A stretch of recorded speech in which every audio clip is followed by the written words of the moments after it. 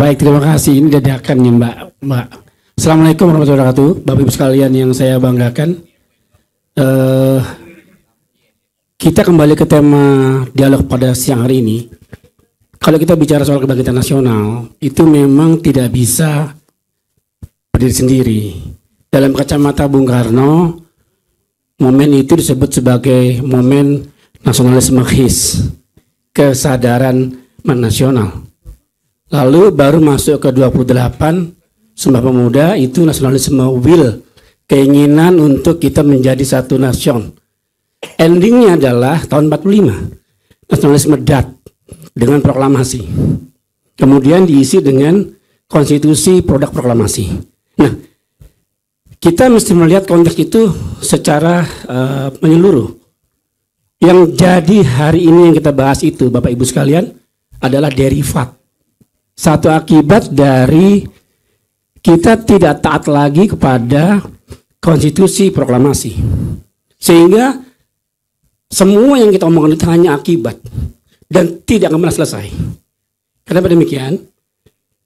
Konteksnya kalau dalam metode Bung Karno bahwa Pancasila itu sebagai satu filosofi Grundslag, satu Weltanschauung, pandangan hidup, punya dua fungsi.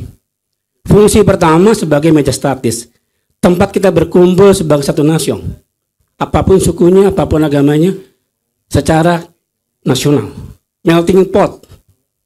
Tapi tidak cukup. Beliau bilang ada satu lagi yaitu sebagai lestar dinamis, bintang penuntun arah. Mau dibawa kemana bangsa ini? Mau pakai sistem yang kanan kah atau yang kiri kah? Atau sistem sendiri? Bung Karno jelas 1 Juni mengatakan bahwa kita punya sistem sendiri. Sistem politik, sistem ekonomi, dan sistem sosial dan sebagainya. Jadi bukan sistem yang mengadopsi atau mencontoh atau menjadi proksi sistem sudah ada. Disitulah muncul kemudian konstitusi 45. Itu adalah pikiran para pendiri bangsa yang terbaik. Tapi hari ini, mohon maaf, selama 20 tahun kita sudah membongkar itu semua. Sehingga tujuan proklamasi yang tadinya harusnya menjadi bangsa yang bertujuan sosialisme ala Indonesia, adil makmur, sekarang menjadi bangsa yang private liberalism. Semua diukur dari mekanisme pasar bebas. Sehingga yang terjadi adalah kondisi politik, ekonomi, dan hukum yang transaksional. Jadi Mas Jumhur, buruh menjadi objek yang paling menderita pada hari ini karena menjadi bagian dari kekuatan yang termarginalisasi sebab tidak lagi berprinsip pada pasal 33 UUD 45. Jadi teman-teman sekalian saya hormati, memang nggak ada cara jalan lain kalau kita tidak kembali lagi kepada relnya revolusi Indonesia. Kalau tadi Mas Rocky bilang PMKI, itu hampir mirip dengan pidato Bung Karno 59, rediscovery of our revolution. Penemuan kembali revolusi kita. Yang mana? Yaitu relnya konstitusi yang original content. Bukan konstitusi hasil amandemen 4 kali, Mas Rocky. Ya, ini sebetulnya tujuan. Bukan original content, original intent. Original intent, terima kasih koreksinya. Itu bedanya kalau filosofi. Terima kasih Mas Rocky ya. Jadi original intent. Intensi. Maksud awal. Oke. Itu yang harusnya justru kita perjuangkan pada saat ini. Karena kalau kita hanya bahas soal derivat, tidak akan selesai. Ya. Tadi yang dibilang KKN segala macam produk derivat yang liberal kapitalistik, yang begitu free market liberalistik. Jadi saya support teman-teman kayak Bang Hatta ini, dan kami dari UBK dulu tidak setuju dengan proses amandemen 4 kali. That's why kenapa kami melawan pemerintahan pada waktu itu. Termasuk tadi yang Mas Daeng bilang, di mana PDIP pada waktu itu? PDIP termasuk partai yang mendukung terjadinya amandemen 4 kali. Ya. Jadi itu salah satu hal kenapa kami berbeda dalam melihat situasi yang terjadi. Kita tidak bicara lagi derivat, tapi bicara bagaimana sekarang solusinya, Mas Rocky. Solusi untuk kembali menemukan Indonesia kembali. Rediscovery of our revolution. Ya, jadi kesimpulannya Mas Bang Ganda, memang ada cara jalan lain, bahwa kita semua harus samen bandaling van alle, bersatu padu begitu, ya, van alle krachten in de natie, untuk kembali lagi kepada relnya revolusi kita, yaitu konstitusi 45 yang pertama dideklarasi oleh para pendiri bangsa. Tanpa itu kita kualat. salah jalan. Ya, salah jalan. Ini kita bicara salah jalan. Jadi kita mau bahas apapun, bicara etika sama bohong semua itu. Gombal mugio. Ya, gombal. Itu karena tidak punya etika berbangsa, maka akibatnya seperti ini. Ya, kita lawan KKN dulu kan. Sekarang malah lebih gila lagi KKN, jadi kita nggak bisa ngapain. Sebab pemerintah tidak punya kontrol. Dulu sistem kita MPR adalah lembaga tertinggi negara yang mengontrol pemerintah dengan GBHN-nya. Hari ini tidak ada. Orang bilang itu tidak demokratis. Siapa bilang? Seolah demokrasi itu hanya kalau langsung dipilih baru demokrasi. No. Indonesia punya cara sendiri. Ya, demokrasi kita itu katanya Pancasila yang mana? Kalau Banggana orang Sumatera Utara, di situ ada medali Hanotolu, betul. Itu demokrasi ala Banggana. Ya kan? Kalau saya orang Jawa ada gotong royong. Yang orang Sunda ada asa asiaso. Itu Pancasila. Itu demokrasi. Yang orang Minang ada 3 turu sajarangan, betul kan? Yang orang Bali ada Balai Banjar. Yang orang Sulawesi Selatan Utara ada Mapalus. Itu demokrasi Indonesia. Yang hari ini dihilangkan faktor musyawarahnya. Yang ada hanya langsung tanpa ada perwakilan. Maka ada tuntutan tadi yang Mas Jumhur bilang, Sultan sudah mulai protes. Lah iyalah, Wong Sultan ikut bantu kita waktu merdeka kok sekarang nggak diperhatikan. Karena tidak ada perwakilan para sultan di MPR. Oke? Yang dulu ada. Jadi itu yang coba mungkin saya kasih gambaran supaya menjadi pertanyaan kita semua, bahwa kalau kita tidak kembali kepada relnya revolusi Indonesia, tidak akan pernah menemukan kembali Indonesia. Ya, akan makin jauh, Mas Rogi. Oke. Ya, terima kasih, Mbak Betul. Terima kasih. Merdeka. Oke. Selanjutnya mungkin aku mengundang Bang Arif ya, dari Ketua Umum Federasi Logam. Bukan logam. Apa? Elektronik dan mesin. Nah, oke. Mana nih Bang Arif? Halo Bang. Saya maaf. Boleh.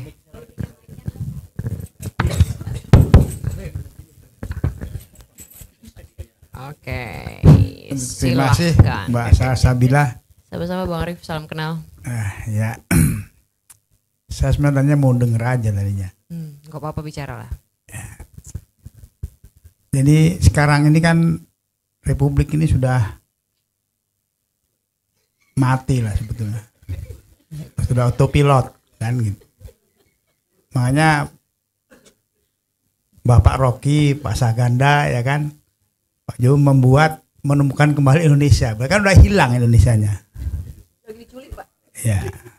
Kan itu akibat dari eksekutif, legislatif, dan yudikatif sudah mati kan. Nah, terus kita kumpul ini mau apa kan, kira-kira gitulah. Kalau saya sih mengusulkan begini,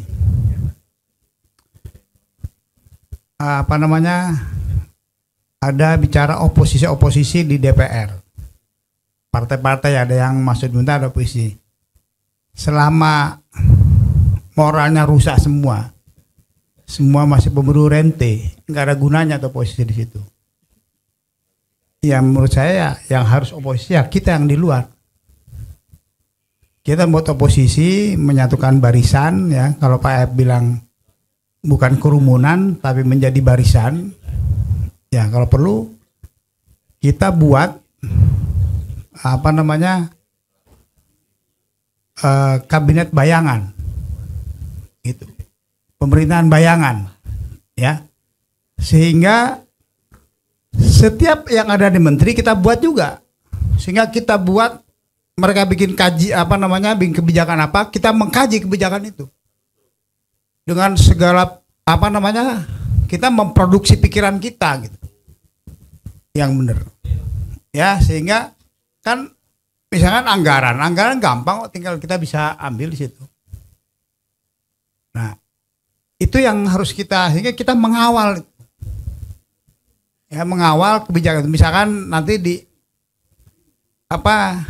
kan negara ini menurut saya ke depan akan sama. Coba aja hitung, nanti menterinya dari Golkar 5, PAN berapa 4, ya, Demokrat 4, kemudian Nasdem 2, PKB 2, yang lain 1, paling begitu lagi Pak. Ya nggak akan diajak lah. Ya begitu. Kemudian nggak akan beda jauh dari yang sekarang. Mereka akan nyusun kekuatan 5 tahun lagi. Nah, kita ini dibiarin. Makanya sekarang menurut saya ya kita yang harus membentuk sesuatu yang kemudian ya, kita bisa berbuat. Oke. Kira-kira Tapi begitu. sebenarnya kalau mau fungsi kontrol kan civil society udah banyak banget dalam seluruh sektor persoalan Ya, Republik ini. tapi tidak terkoordinator, tidak ada koordinasinya. Kalau semua jadiin satu, misalkan ya kalau saya di SPSI kemarin berpikiran, udah Pak Jumhur Presiden Perjuangan Indonesia, kita buat menteri-menterinya, kita kaji semuanya. Karena begini, mereka sudah mati otaknya. Oke. Karena kita lebih fair, mungkin kita lebih bagus dari mereka, kira-kira begitu. Baik, terima kasih. Boleh kasih tepuk tangan? Fungsi kontrol yang terkoordinasi. Nanti lama-lama terkooptasi. Itu yang agak baik. Oke, ini aku mau kasih kesempatan buat Ibu perempuan, silakan Bu. Udah ini ada mic-nya. Oke, silakan. Ya, Assalamualaikum warahmatullahi wabarakatuh. Adik-adik mungkin belum kenal saya ya. Saya perempuan, tentunya Ibu nih, angkatannya Ibu nih Mas Rocky. Mereka soalnya di bawah saya nih, angkatan anak saya. Saya tahu hari ini kita ada dialog sesuai dengan Hari Kebangkitan Nasional, temanya nasionalisme, solidaritas global dan arah generasi. Dan yang kita pastikan bahwa bintang tamu yang hebat hari ini adalah 2 perempuan generasi penerus bangsa. Tepuk tangan dong buat adik-adik. Yang bawa kesini nggak hebat? Hebat dong. Itu nanti dong, udah sering dipuji soalnya. Oke. Teman-teman, para senior, para aktivis yang hadir pada hari ini tentunya, terutama saya pengen mau kasih tahu nih. Kalau saya tuh ya ditanya mau nonton gosip atau nonton konten negeri dagelan ini, saya mendingan nonton Rocky Gerung aja. 1 episode rampung tuntas semua. Nggak pakai nonton TV-TV yang lain, walaupun sebenarnya saya ini artis sinetron loh sebenarnya Pak. Adik-adik, saya mau membicarakan satu hal banget. Tadi mungkin kalau saya salah tolong dikoreksi. Tadi masalah modelis ideologi etika. Bagaimana cara melihat perjuangan dengan melihat sejarah ke belakang tanpa melupakan rumpun bahwa kalian sebenarnya adalah generasi hebat. Nah, ini kalau saya mau sambungkan ini tetap ada lagunya. Kulihat Ibu Pertiwi sedang bersusah hati, air matanya berlinang aja. Sudah berapa periode ya masih berlinang, belum berhenti nangis Ibu Pertiwi ini. Kalau kita lihat keadaan Indonesia saat ini, saya ingin menyampaikan ya, kalau kita menyatakan supaya nggak berbelit-belit, saya tahu Mas Rocky nggak suka yang berbelit, langsung mukanya berubah kalau melihat kita berbelit-belit. Kalau kita melihat seperti apa kendala Indonesia saat ini, Indonesia pincang. Karena saya pribadi melihat bahwa kepemimpinan Indonesia ini nggak pernah sepasang. Kenapa? Apa wajib selama ini penetrasi pasangan tuh hanya simbol, nggak berfungsi? Mohon maaf ya kalau saya salah, koreksi ya Mas Rocky. Nggak ereksi Mas Rocky. Coba dibicarakan dengan bahasa filsafatnya Mas Rocky. Tapi berjalan. Bahkan pada demo buruh pun berkali-kali namanya tidak pernah tersebut. Hanya satu aja. Kalau ibarat rumah tangga ini ada suami nggak ada istri. Itulah Indonesia. Katanya sepasang kan pemilihannya. Di pemilihan kemarin pun saya juga salah satu pendukung. Parororo kata orang-orang, itu hak saya untuk memilih. Tapi apakah saya memilih pasangan sebelahnya? Enggak juga, itu hak saya. Kenapa saya harus memilih? Kenapa? Saya ingin ke depannya generasi penerus bangsa dan kita-kita juga bisa menentukan arah bangsa. Saya ingin menyampaikan kepada adik-adik ini, adik-adik, kemampuan teman-teman generasi muda ini, angkatan anak gue katanya ini kalian ini adalah tulang punggung kami ke depannya. Saya ingin sampaikan, kenapa di dunia aktivis adik-adik BEM semua ini jarang, perempuan itu dikit. Di dunia pembicara jarang. Pada teman-teman pers yang ada hari ini, yang kebetulan hadir hari ini, tolong kasih kami kesempatan. Jarang kalian membukakan forum-forum untuk kami perempuan-perempuan berbicara, sehingga kalian tidak mampu melihat sebuah intelektualitas, sehingga kalian tidak mampu melihat sebuah ketajaman, karena hanya yang itu saja. Mohon maaf, ini koreksi saya. Kemarin pada Pilpres, kebetulan saya ada memilihnya Pak Prabowo. Bukan Gibran ya, sorry. Saya tanda kutip, ini boleh ketua umum saya nanti marah nih kalau malam ini. Saya ingin menyampaikan, jarang perempuan muncul, yang ada itu lagi. Anak saya tanya, kenapa kamu nggak bergabung sama BEM? kenapa kamu nggak menjadi aktivis seperti saya? Saya bilang, Mam, dunianya berbeda. Ada sebuah krisis idealisme. Kenapa? Karena merasa kalau dunia aktivis itu pasti yang nggak keren-keren, yang keras-keras, yang nggak mampu menyampaikan dengan kata yang santun, dengan intelektualitasnya. Mas Rocky nggak pakai marah, kadang-kadang cuma cemberut aja orang udah tahu Rocky Gerung marah. Makanya Rocky Gerung tuh ada di semua lini, bicara kepada kita-kita yang pada generasinya, bicara pada generasi muda. Adik-adik, saya tuh ingin menyampaikan pada kalian hari ini bahwa saya juga melihat tumbuh kembang bahwa generasi ini hebat. Kalau ditanya, lihatlah, tidak ada satupun pemimpin dunia ini yang gak lahir dari rahim perempuan. Saya tanya, tidak ada satupun di dunia ini pemimpin presiden dunia yang tidak lahir dari perut perempuan. Lalu kita ini perempuan mau kemana? Kalau tidak ada keberpihakan kepada kita untuk bicara, apakah kita ini menjadi ibu-ibu bodoh? Karena kedepannya kalian akan menjadi ibu-ibu dan generasi penerus bangsa. Kenapa? Kalau tadi kita bicara masalah ekonomi, bicara masalah keuangan, kesehatan, segala-gala ada di perempuan. Kalau ditanya perempuan hebat, kenapa? Kami ini menteri koordinator, Pak. Menteri koordinator, kalah Luhut. Kemampuan kami menjadi koordinator, bagaimana kami menjaga kesehatan anak, memberikan pendidikan yang cukup anak, mengatur keuangan, itu ada di perempuan. Boleh dong sekali-sekali tepuk tangan buat perempuan. Adik-adik, saya punya kebanggaan. Sekedar info ya. The next International Labour Conference itu membahas tentang care economy. Care economy salah satu menyoroti peran-peran yang tidak dihitung secara ekonomi, padahal itu luar biasa. Itu perempuan. Sekali lagi itu itu Juni di Geneva. Insya Allah kami akan hadir ke sana nanti. Alhamdulillah, tepuk tangan dong. Alhamdulillah. Adik-adik, kembali tadi saya ingin menyampaikan lagi juga kepada teman-teman pers di sini. Saya melihat sini ada dua adik yang hebat. Ini ada Salsabila, kemudian ada Kania. Kania ini podcast kamu, sorry saya belum sempat, jujur saya belum sempat mendengar. Tapi dari kata-kata Mas Rocky saya percaya bahwa kamu membuat sebuah podcast yang hebat sebagai generasi penerus. Saya melihat dulu sebelumnya kita melihat ada, sorry saya nggak mau menyebutkan, ada salah satu ketua PSI perempuan juga junior saya. Kemudian ada lagi satu lagi yang manis juga yang Arab. Bayangkan saya pernah menjadi jubat jubir 3 periode waktu itu bersama Pak Prabowo. Satu hari dalam kehidupan kita butuh untuk konsisten.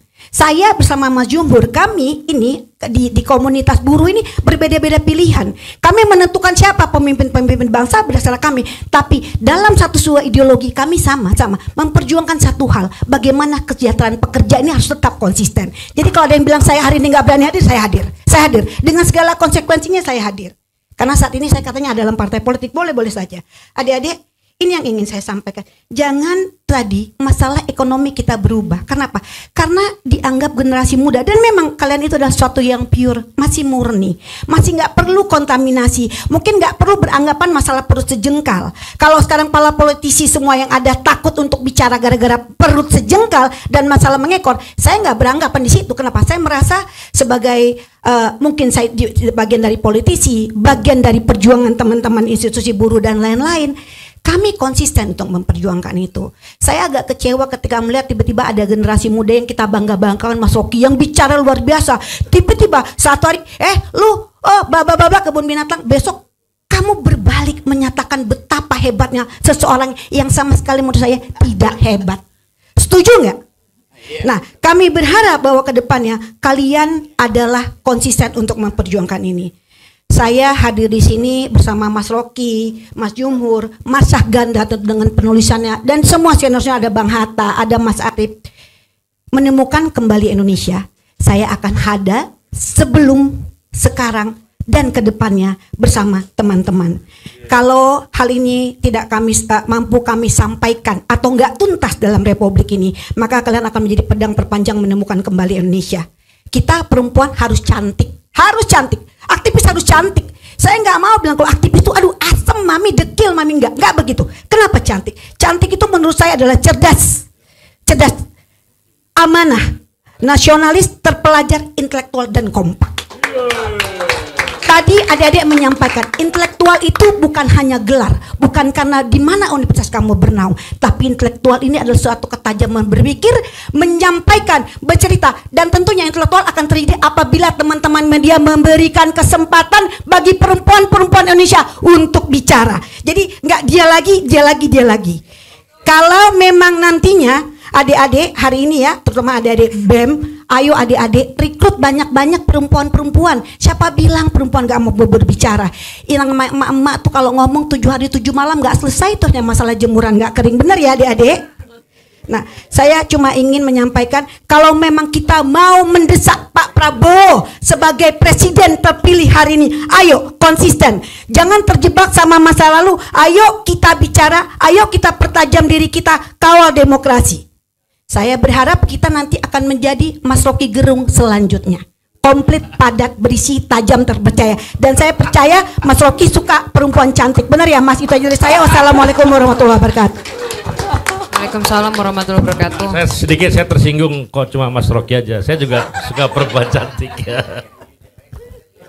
Oke, kita sudahi percantikan itu. Selanjutnya saya undang untuk bicara Mas Agus ya. Mas Agusti. Mas Agustin Pulungan, silakan Mas. Tani, tokoh Tani.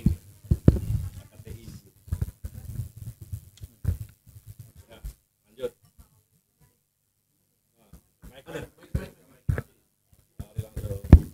Oh, hidup ya. Terima kasih Bung Jumhur, Bung Ganda, Bung Rocky, moderator. Jadi sebenarnya saya terinspirasi, terpancing oleh Bung Rocky. Kalau kita bicara soal nasionalisme, arah generasi, jadi yang mesti kita pikir, adalah bagaimana kita mengequip generasi ke depan. Itu yang mesti kita pikir. Jadi kita jangan hanya berkeluh kesah dengan apa yang sebelumnya telah terjadi. Bagaimana kita mengequip generasi ke depan? Generasi ke depan itu, saya nggak ngerti yang dimaksud dengan tema ini generasi yang mana? Ya, generasi Z, generasi Alpha yang lahir di atas tahun 2010. Kalau kita tanya generasi Z, tahu nggak dia nasionalisme? Terasa nggak dia bahwa dia adalah bagian dari bangsa dan dia punya kesetiaan? Nasionalisme, menurut Ben Anderson, Bung Rocky kenal sekali, setia kawan, kesetiaan, loyalty, devotion kepada negara, dan mendahulukan kepentingan negara daripada pribadi dan kelompok. Kenal nggak generasi Z, generasi Alpha yang di atas tahun 2010 itu dengan nasionalisme? Nggak kenal. Itu yang mesti kita pikir. Itu yang mesti kita equip mereka. Itu yang mesti kita equip mereka. Bagaimana kita mau equip mereka? Kita mesti tahu siapa kita. Bangsa-bangsa yang memiliki kebanggaan itu adalah bangsa-bangsa penemu. Bangsa-bangsa yang menemukan dan temuannya digunakan oleh bangsa-bangsa lain. Bangsa itu adalah menjadi bangsa yang kaya dan bangsa yang memiliki nasionalisme yang tinggi. Ambil contoh Amerika, Jepang, Jerman, dan lain-lain. Yang kedua, ada bangsa-bangsa yang meneruskan. Ya, bangsa-bangsa yang meniru apa yang dibuat oleh bangsa lain. Okay. Itu juga oke. Yang ketiga adalah bangsa-bangsa yang hanya memanfaatkan. Itulah bangsa yang paling rendah tingkat nasionalismenya di dunia ini. Bangsa konsumen dan itulah kita. Hari ini kita bangga dengan Starlink. Bung Rocky mungkin mesti kritik itu Starlink. Tapi kita adalah konsumen dari Starlink. Bangsa Amerika adalah bangsa yang bangga karena dia memberi Starlink kepada Indonesia. Intinya adalah, kita akan bangga, generasi Z, generasi Alpha akan bangga menjadi bangsa memiliki nasionalisme apabila kita memiliki daya saing. Kalau kita memiliki daya saing yang hebat, Bung Rocky ini bangga kemarin di Cina. Dia unggul karena memiliki daya saing. Juara panjat tebing. Beberapa minggu lalu bangsa Indonesia bangga menjadi 4 besar sport sepak bola. Kita memiliki daya saing. Jadi intinya, bagaimana kita bisa mengequip generasi ke depan yang ditulis di situ, bukan generasi kita, generasi Z dan generasi Alpha yang lahir pada setelah tahun 2010 menjadi generasi yang memiliki daya saing. Saya kasih 3 rumus.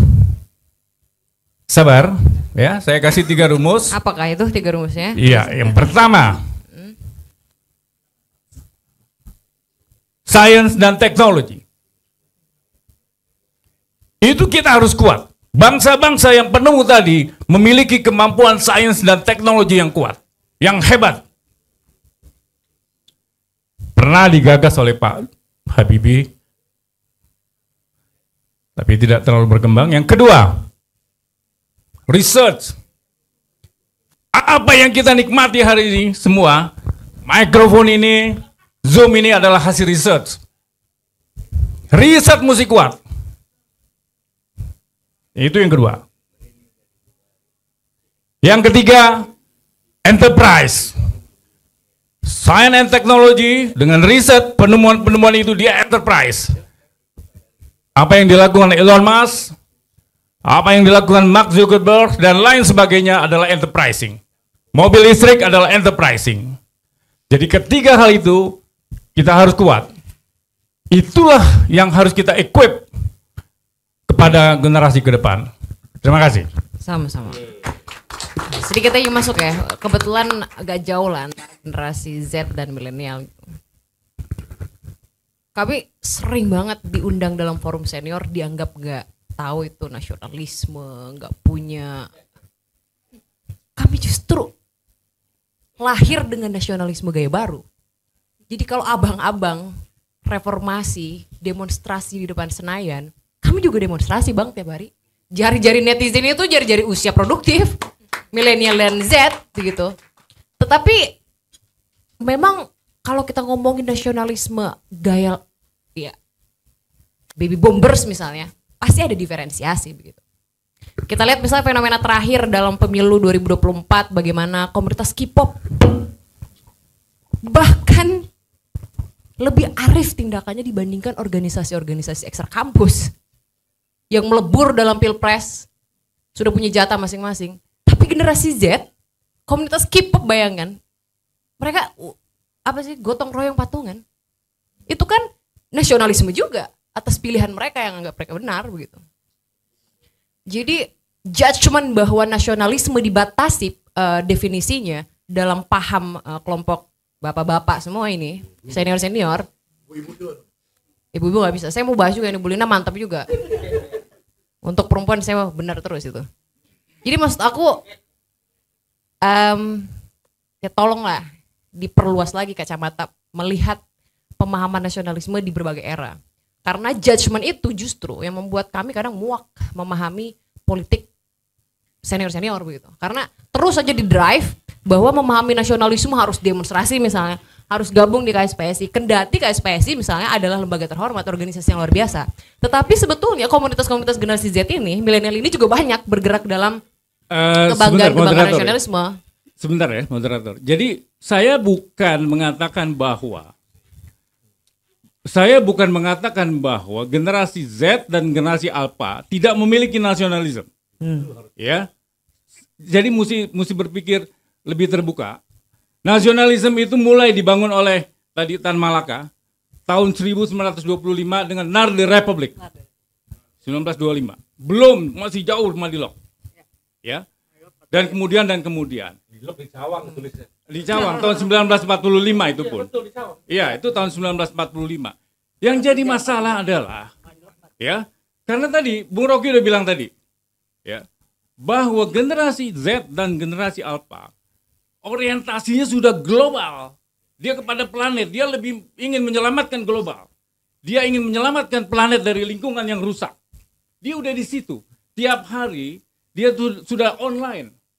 Sekolahnya pun terhubung dengan online. Berhubung dengan seluruh komunitas yang ada di dunia. Di mana lagi dia menempatkan diri sebagai sebuah seorang individu dari suatu bangsa. Karena concernnya udah dunia. Ya, itu yang mesti kita equip. Itu yang generasi kita inilah. Mungkin Ade Salsabila ini masuk di milenial mungkin ya.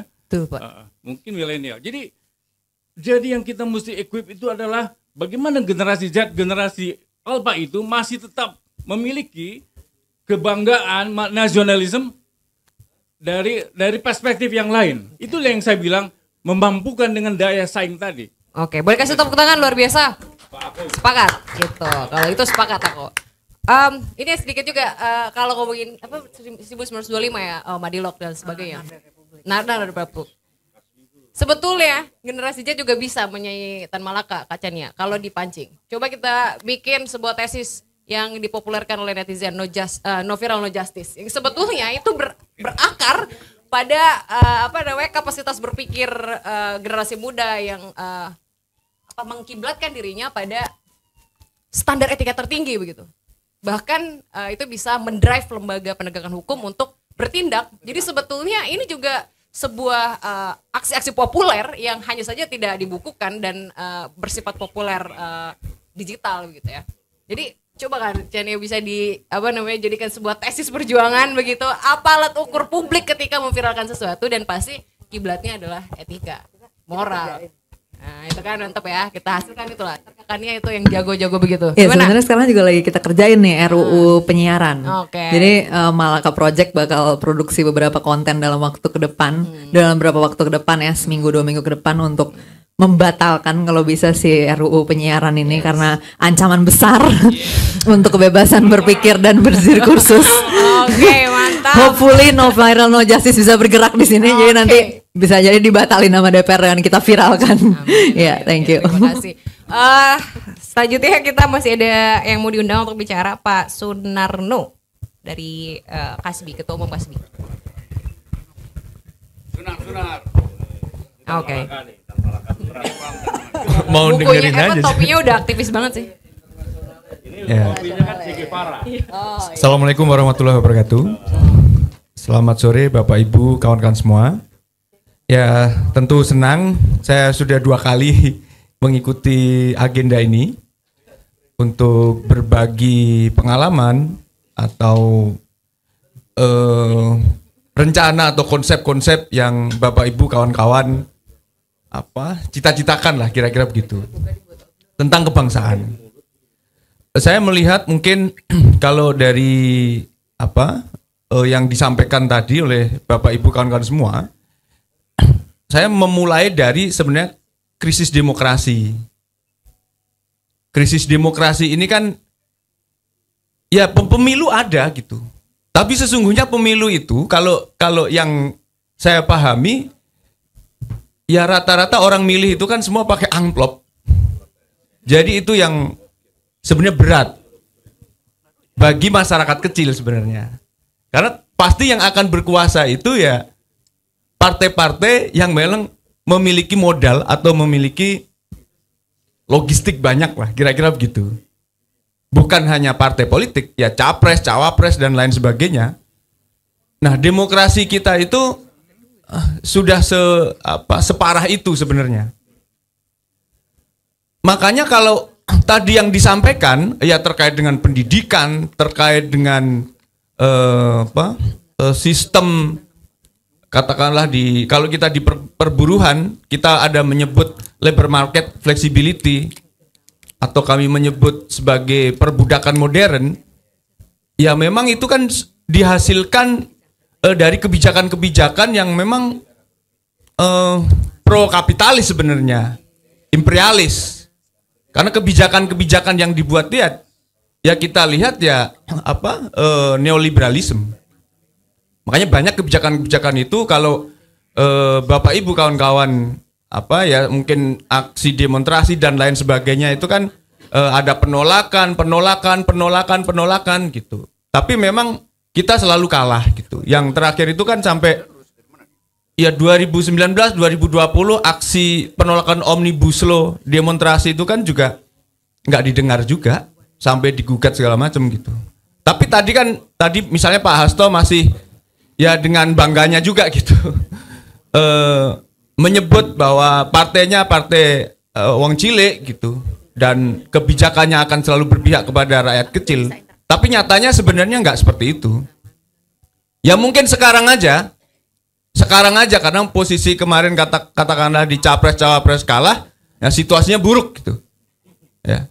Sehingga bisa menyampaikan begitu. Karena katakanlah di dua periode yang lalu kan mungkin kenaikan harga BBM, harga kebutuhan pangan dan lain sebagainya itu kan juga nggak ada reaksi apa-apa gitu kan dari partai-partai besar, partai-partai politik. Dan itu menurut saya demokrasi yang sudah dibajak. Yang bajak siapa sih? Kalau teman-teman sekarang menyebut oligarki. Atau sebenarnya itu kan kalau kalimat sepadannya gitu kan, kapitalis birokrat. Ya. Ya dari pejabat pemerintah yang semuanya berkolaborasi yang kemudian membuat kebijakan yang lebih buruk tadi gitu. Nah, saya juga mungkin mengajak Bapak Ibu kawan-kawan semua yang memang punya cita-cita sama kira-kira begitu ya, yang bagaimana negara ini atau bangsa ini bisa mensejahterakan rakyatnya, membuat buruhnya bermartabat, membuat kaum taninya sejahtera dan lain sebagainya.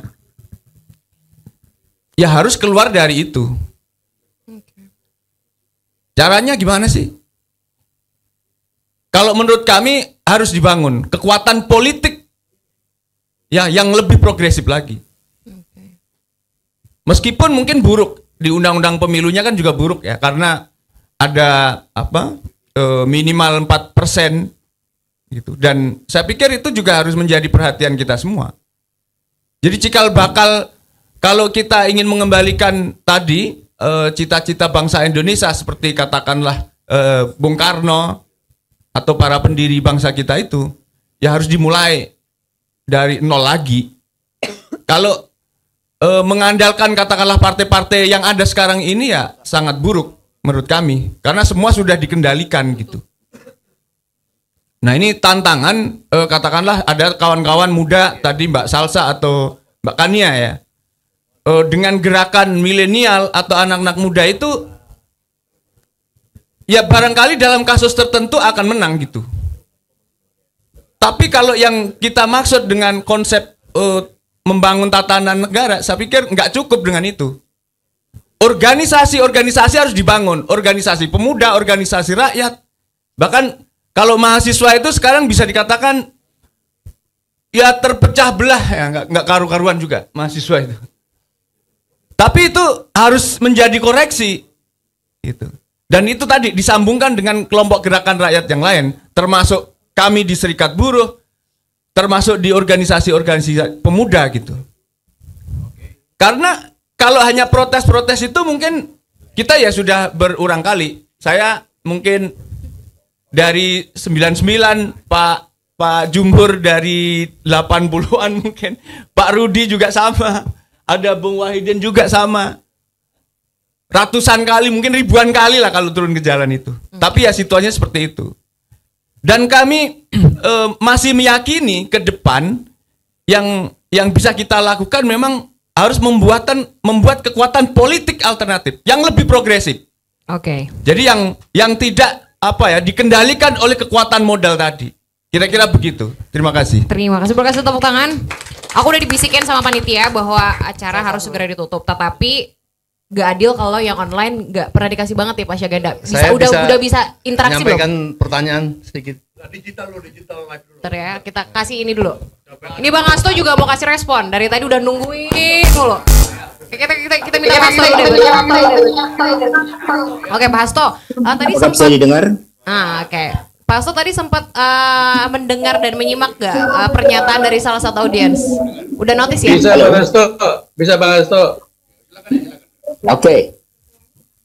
Bisa didengar ya? Terima kasih. Ya. Jadi ada dua hal. Yang pertama terkait dengan apa yang disampaikan oleh Mas Rocky Gerung untuk mendengarkan bagaimana desain tentang masa depan dari PDI Perjuangan. Desain ini sangat jelas dan didasarkan pada pemikiran geopolitik Soekarno. Bagaimana sejak awal ketika Indonesia merdeka sudah melihat masa depan dunia itu berada di Pasifik. Karena itulah Indonesia Hindia menuju Pasifik. Indonesia menjadi negara yang terkuat di Samudra Hindia dalam cara pandang geopolitik Soekarno. Bagaimana hal ini bisa dilakukan? Yaitu yang pertama, itu kita harus menguasai iptek. Ini terbukti di dalam disertasi saya. Bagaimana penguasaan ilmu pengetahuan dan teknologi, pendidikan yang mencerdaskan kehidupan bangsa, pendidikan dengan karakter yang membebaskan dari berbagai kebodohan dan ketidakadilan harus menjadi penopang kemajuan Indonesia Raya kita. Kemudian yang kedua, dengan politik tata ruang agar transformasi kemajuan dilakukan. Ini seringkali dilupakan tentang pentingnya tata ruang untuk Indonesia berdaulat di bidang pangan misalnya. Kita memerlukan suatu tata ruang, jaminan agar tanah-tanah yang subur tidak terkonversi menjadi daerah industri sebagaimana terjadi di Bekasi, Karawang, dan sebagainya. Kemudian dari situ tentu saja ekosistem dari kemajuan itu, kemajuan suatu bangsa juga sangat ditentukan oleh pemimpinnya. Kepemimpinan strategik, kepemimpinan visioner, kepemimpinan yang memiliki tradisi intelektual yang sangat kuat, tetapi juga kepemimpinan yang membangun organisasi, kepemimpinan yang bertopang pada kesederhanaan, tetapi dari situlah muncul suatu semangat untuk membawa kemajuan bagi bangsanya. Dan dengan adanya suatu spirit ini, maka sebagai komplemennya, kesehatan itu harus menjadi penopang dari pendidikan yang berkualitas. Kemudian yang ketiga, bagaimana ekosistem pemerintahan itu dibangun, dimulai dari sistem politiknya, sistem pemilunya, sistem hukum, sistem kepartian, dan sistem ekonomi. Semuanya harus senafas. Dan kami mencoba di beberapa wilayah yang dipimpin oleh PDI Perjuangan, misalnya di Bali, kami terapkan suatu konsepsi 100 tahun ke depan sebagai bagian dari penjabaran apa yang menjadi visi geopolitik tentang peran Indonesia bagi dunia, kepemimpinan Indonesia bagi dunia, tentang bagaimana tata ruang itu dilakukan.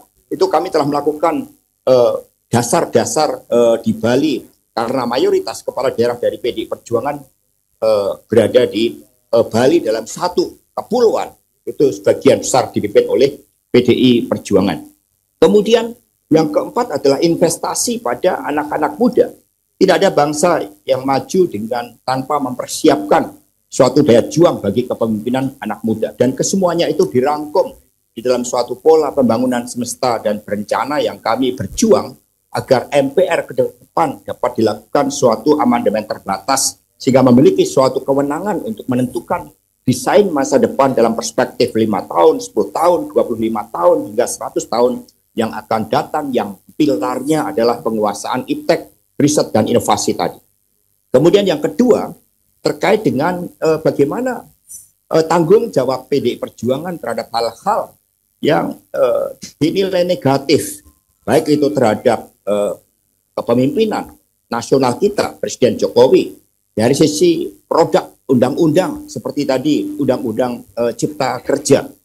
Ini perlu diketahui bahwa saat itu posisi politik PDI Perjuangan pada Kongres tahun 2019 kami sudah melihat adanya suatu perubahan orientasi kekuasaan dari Presiden Jokowi. Maka di dalam anggaran rumah tangga partai kami masukkan klausul pada tahun 2019 bagi PDI Perjuangan yang memberikan hak prerogatif tambahan kepada Ibu Megawati Soekarno Putri untuk melakukan perubahan-perubahan sikap politik dalam hal apa yang menjadi konsepsi PDI Perjuangan tidak dapat dijalankan dengan baik oleh pemerintahan dari Presiden Jokowi, di mana PDI Perjuangan menjadi bagian di dalamnya. Kita melihat saat itu, misalnya di dalam pembahasan Undang-Undang Cipta Kerja, kalau kita mau lihat jujur yang ada, PDI Perjuangan lah yang memelopori ketika Pak Yaakob Nuwawea menjadi Menteri Tenaga Kerja, yang merupakan Menteri Tenaga Kerja yang bisa memahami bagaimana semangat, aspirasi, dan cita-cita dari buruh yang juga menjadi bagian dari salah satu tesis teologi ideologi pembebasan melalui Pancasila yang digagas oleh Bung Karno. Nah, ketika Ibu Mega memilih Pak Yaakob Nuwawea almarhum, Ibu Mega hanya mengatakan suatu tugas yang sangat sederhana kepada Pak Yaakob Nuwawea, yaitu berpikir sebagai buruh dan kemudian bertindak sebagai pemerintah. Artinya sebagai pemerintah memang punya suatu tugas yang sangat penting di dalam memajukan kehidupan bangsa, termasuk petani, buruh, yang menjadi basis dari ideologi Pancasila. Filsafat Marxisme itu berangkat dari penderitaan petani dan juga buruh yang ada di dalamnya. Setting dari Undang-Undang Cipta Kerja, latar belakang Undang-Undang Cipta Kerja adalah ketika kita menghadapi persoalan COVID. Dan kalau dilihat dari seluruh rekam jejak PDI Perjuangan ketika mengkritisi undang-undang tersebut, kami dikatakan sebagai partai pemerintah rasa oposisi. Begitu kuat juga tekanan yang diberikan kepada PDI Perjuangan saat itu. Kami mencoba di dalam pembahasan setiap undang-undang memasukkan suatu klausul-klausul yang senafas dengan ideologi dari PDI Perjuangan dan juga ideologi bangsa, yang sekali lagi falsafahnya adalah falsafah pembebasan dari seorang petani yang namanya Pak Marhen. Tetapi juga kita lihat situasi saat itu, COVID, tidak ada satupun yang bisa memprediksi kapan itu berakhir. Sehingga Undang-Undang Cipta Kerja itu memang di dalam suatu pertarungan ideologis, pertarungan teknokratis, bahkan juga pertarungan di dalam dimaksudkan sesuai dengan namanya Cipta Kerja adalah untuk menciptakan suatu pekerjaan, suatu kemampuan di dalam mengatasi berbagai bentuk pengangguran melalui suatu iklim-iklim yang kondusif. Tetapi di dalam perdebatan-perdebatan ideologis yang terjadi di parlemen, kita dihadapkan memang pada pilihan-pilihan yang tidak mudah. Tetapi kita melihat bahwa ketika kekuasaan akhirnya bergeser dan menampilkan sisi-sisi kegelapan, ketika hukum pun jadikan sebagai suatu landasan di dalam memperpanjang kekuasaan dari Presiden Jokowi, kita melihat bahwa seluruh konstruksi dari pemikiran-pemikiran Pak Jokowi ternyata didasarkan kepada suatu daya hidup dari kapitalisme yang saat itu justru ditentang oleh para pendiri bangsa kita. Ketika PDI Perjuangan mengadakan ulang tahun yang ke-50, suatu kritik ideologi terbesar yang diberikan kepada PDI Perjuangan dan menjadi kesadaran kami serta otokritik kami adalah bahwa kemenangan kapitalisme global ini harus diluruskan. Nah, untuk itu kami berani mengambil sikap kritis ketika tidak hanya undang-undang yang mencoba diselewengkan dari konstitusi, ketika perpanjangan kekuasaan pun mau dilakukan untuk 3 periode, kami mengambil suatu sikap yang tegas. Meskipun jalan mudah bagi PDI Perjuangan saat itu adalah bersekutu dengan kekuasaan, tetapi kami memilih suatu jalan konstitusional untuk tegak lurus pada konstitusi, bahwa masa jabatan presiden itu dibatasi 2 periode, dan itu tentu membawa suatu risiko yang tidak mudah.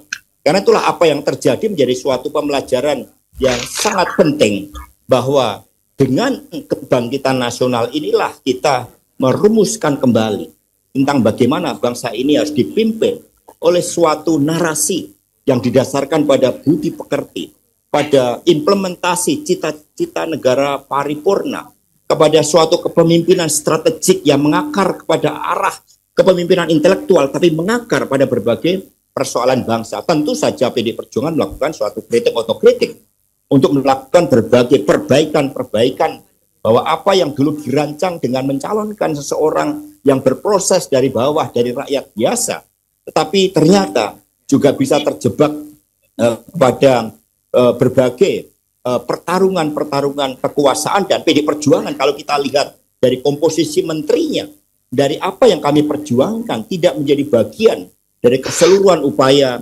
sehingga republik kita saat ini sepertinya itu tergadekan pada berbagai kepentingan oligarki.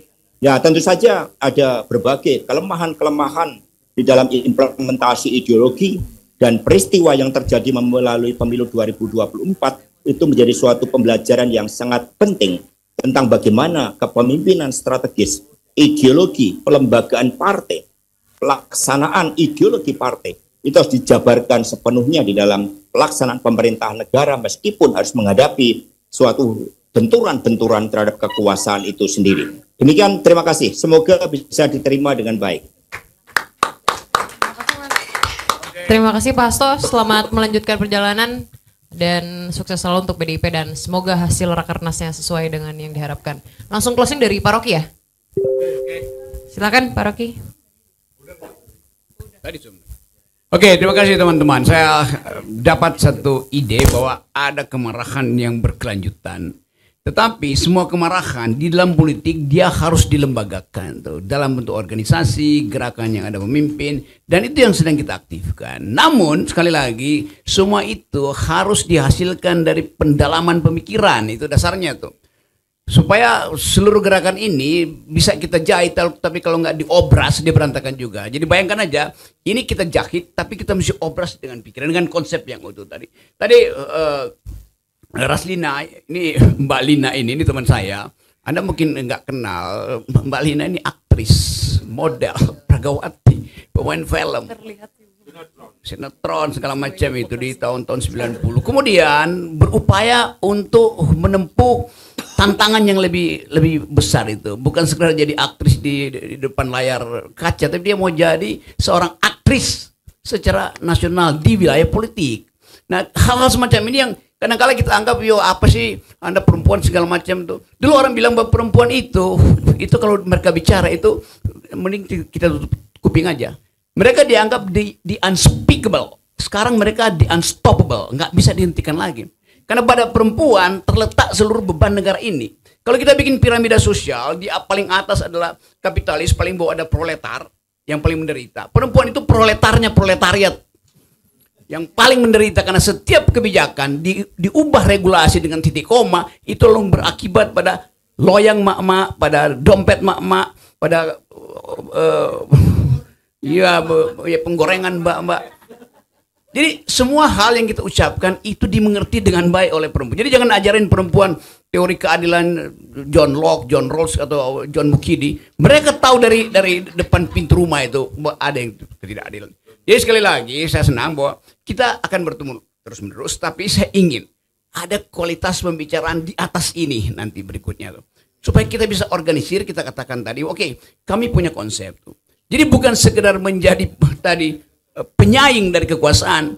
Jadi kalau ada yang disebut memang kitchen cabinet atau shadow cabinet itu, membayang-bayangi kekuasaan yang biasa disebut paralel politics, itu lebih tepat. Kita bukan membayang-bayangi kekuasaan, kita adalah politik yang paralel dengan kekuasaan menuju kehidupan yang mungkin akan bertabrakan nanti.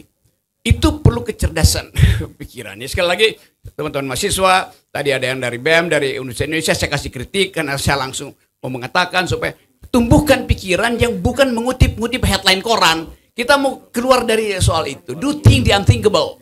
Itu dasarnya. Jadi teman-teman sekalian, saya terima kasih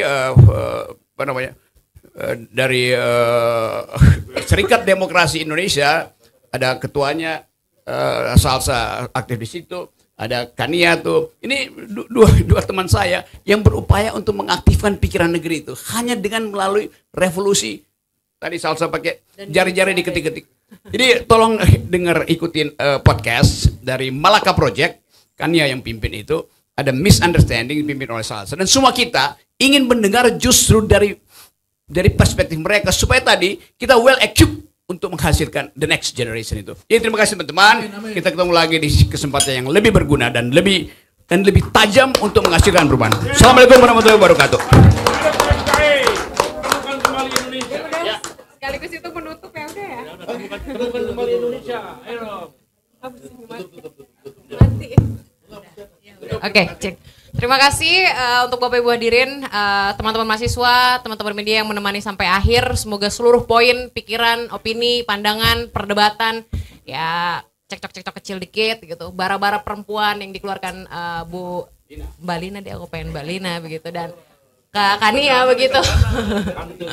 Dan Kak Kania bisa kemudian juga memutus apapun tentang perempuan yang disalahartikan dan dipraktikkan secara salah makna begitu. Saya Salsa Belasera, terima kasih untuk Perhimpunan Perempuan Indonesia.